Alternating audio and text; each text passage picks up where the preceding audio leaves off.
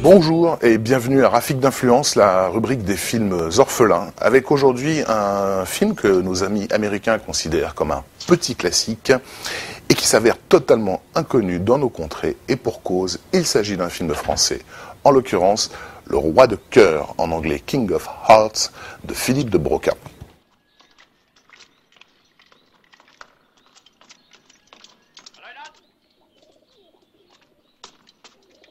Le Roi de Cœur suit les pas d'un jeune soldat anglais à la fin de la Première Guerre mondiale qui doit investir un village français piégé par les Allemands avant leur départ.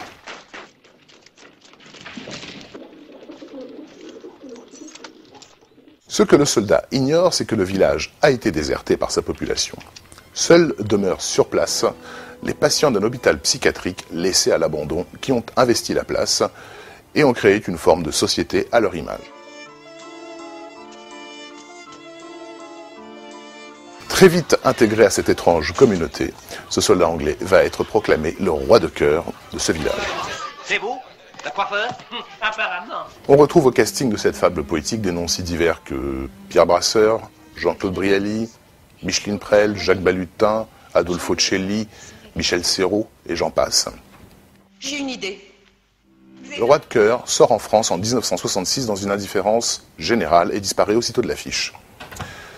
Il sort aux États-Unis dans quelques rares salles, dans une copie curieusement en noir et blanc, et va se créer au fil des années un public régulier.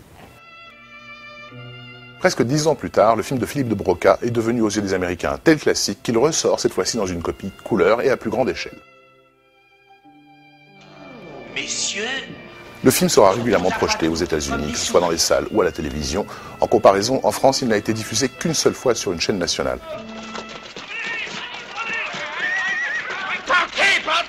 vous allez tous y passer. Au début des années 90, l'éditeur Criterion décide de lancer une collection de laserdiscs consacrée aux grands classiques du cinéma français.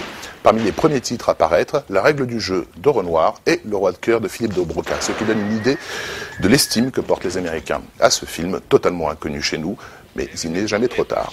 Le Roi de Cœur de Philippe de Broca, dans le petit meuble au fond du vidéoclub à droite. Ce sont de drôles de gens.